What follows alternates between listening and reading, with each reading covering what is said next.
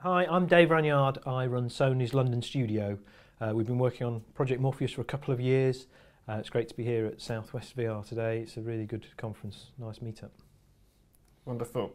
It's an interesting talk you just did, and you reference the experience you had with Delusion and learning how that impacting if you're facing something whose intensity is such as hitting a car, then it becomes uncomfortable for the viewer. Could you just sort of elaborate on that and explain for people who haven't seen that particular video what that lesson was? Yeah, so we created an experience where you're basically lying down street luge like a giant skateboard, and in the real world you're lying on a beanbag, and you actually steer. You just sort of lie back like this, steer by moving left and right. There's no acceleration or brake, and we were experimenting with lots of different prototypes for this experience. We thought it's going to be a great experience. It's pure Morpheus control. You're low to the ground, so you get a good sensation of speed.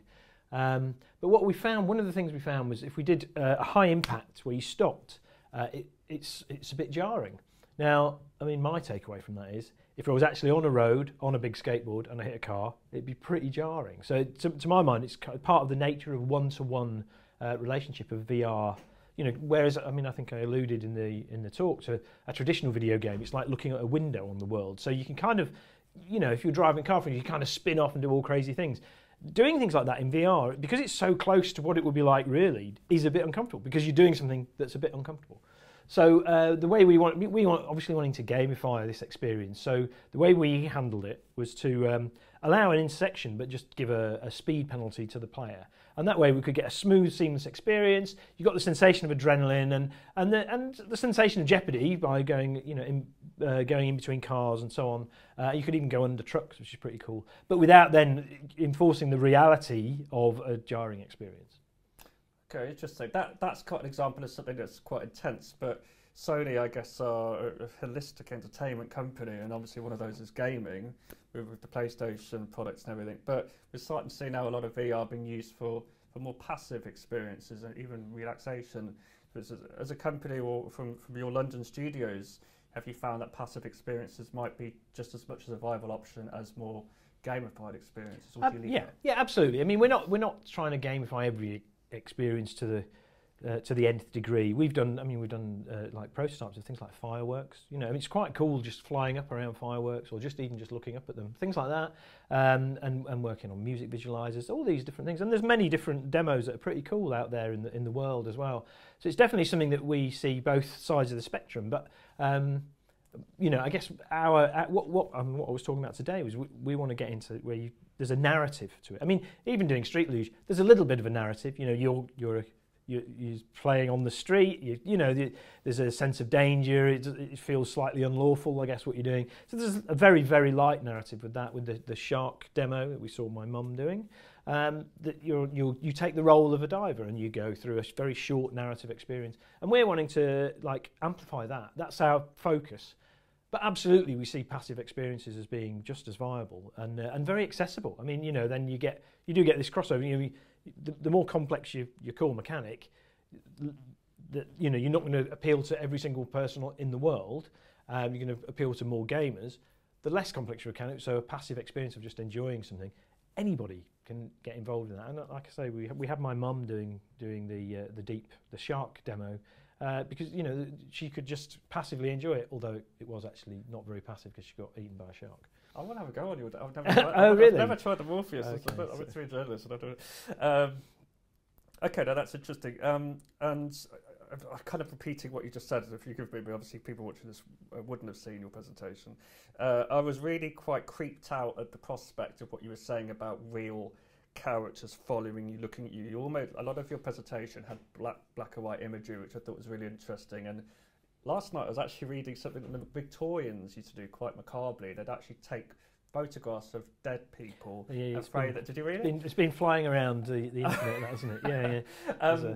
So then I thought, well, can you have something so realistic where you're using real people to follow you? And that's obviously a very R&D level rather than CG characters. Are you kind of with your heritage of computer graphics, but also combining kind of real footage of 3D scanned framed devices within CG worlds that can really create that ultimate sense of presence that's verging on the creepy, the uncanny valley thing, isn't it? Yeah, I mean, right now we're just looking at what it would be like to interact with the character, whether that character is a real person or a non-player person. In all honesty, we haven't got to that stage of, and wouldn't it be great if we've got 1,000 people all networked, we're not at that bit level. You can sort of quickly kind of sit in the pub and have a conversation, wouldn't it be great to do this, this and this? But we're just, right now, we're at basics. So, I mean, I think the analogy I use is, how does it feel if a character passes something to you? Like a photograph, what does that feel? Now, it's sort of trivial in the real world, but actually in VR, that's a big step. If you do that in a traditional video game, looking at the TV, character passes another character, something, it's like, yeah, okay. But if you actually take that in VR, that's really powerful. So we're just taking these basic steps at the moment. That's really interesting. Just the last couple of questions there. So, and you might not have any thoughts or sort of didn't know too much about it, but I heard you said something about you heard of a company using the sense in your ear of balance to generate. Oh no, sorry. So somebody we all had a curry last night, and somebody was saying about, imagine if there was a technology where you could actually affect the inner ears to give a sense of balance base, that would be in line with what you're doing in VR. So that was real pie in the sky, or rather chicken tikka in the sky. Right. Jalfrezi. I actually had the jalfrezi, so it was very much Jalfrezi based. Yeah. Have you heard of Project Pretend, or the Pretender Project? No. I would look that up, where people are controlling other people with their bodies. It's quite Pretender Project. And they will want to put that in VR. That's a whole crazy world. And again, you may not be able to. It's Sony at the moment. Are you very much like a separate division now, where you're looking at the best the best VR methods and solutions and learning how to do it? It's not as at the moment integrated into your actual gaming studio as yet. Is that right? It is part of the gaming studio. I mean, basically, I run a gaming studio. And we've got a bunch of people working on Morpheus, VR. And really our task, if you like, is to find the experiences that have got great value. So we've done lots of different prototypes.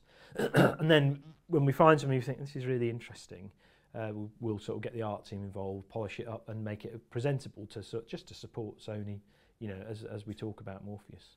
But I was sort of wondering if you're creating a AAA game, do you see a future where the VR becomes a bolt-on to that AAA game, or do you see VR gaming as dedicated products, or do we just not know as yet? In all honesty, I'm not sure we know. I mean, I think there are certainly some experiences where actually, it could be enhanced with VR, or do you know what I mean? And then there are others where you don't want to dilute the VR experience to make it more accessible. So it's too early to say, really, and I think it probably depends. It's a case-by-case basis.